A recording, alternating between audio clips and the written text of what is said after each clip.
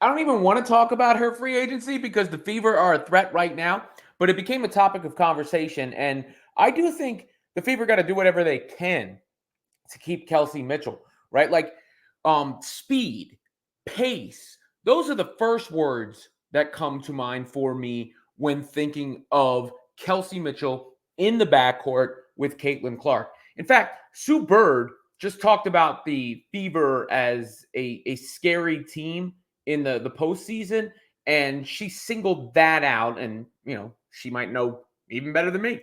You brought up the Fever. I think what I've learned in my WNBA experience is pace of play trumps physicality. It trumps size. It can trump experience, because a lot of times when you're experienced, it's really like code word for your veteran, which is code word for your old. Slow the pace. Yeah. So I feel like I know that's why you guys were so good for those in years. 2018 and 2020, the years we won, that was our whole mantra, was pace, pace, pace, pace, pace. And what I see in Caitlin, what I see in Kelsey Mitchell, they're just like ramming it down people's throats.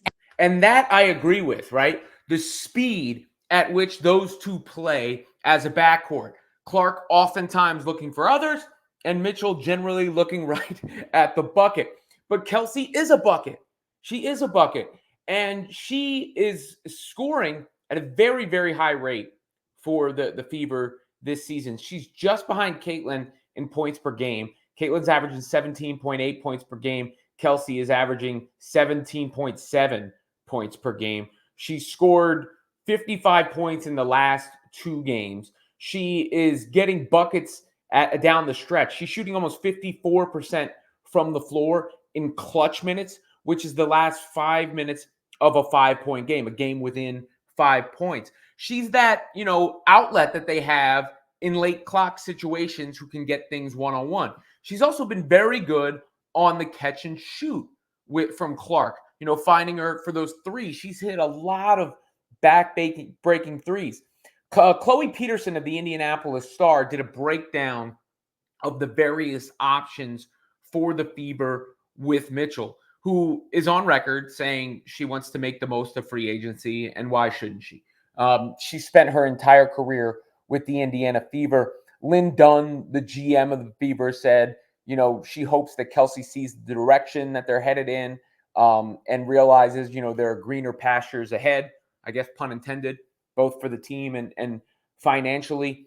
Peterson pointed out how they could make her a core free agent qualifying offer, which is kind of akin to the free agent franchise tag in the NFL, where you get an exclusive negotiating window with a guaranteed 1 year of a supermax salary, which isn't all that much more than Mitchell makes. There was also the possibility raised of the Valkyries poaching her in an expansion draft. But from my understanding, the teams were able to protect some free agents in the expansion drafts in the past, as long as they had been with the team the year prior. The rules for what the Valkyrie are going to be able to do are not out there yet either. But having seen the Fever this season and having seen that trio of all-stars, I mean, we've talked about Clark in Boston. And that's great. And those two should be together really for the remainder of their careers. But there are 3 all-stars in Indiana, and Kelsey Mitchell is a deserving all-star, and one of the reasons that the Fever are as dangerous as they are. I know people got on her at the beginning of the year for having tunnel vision, but she's been electric.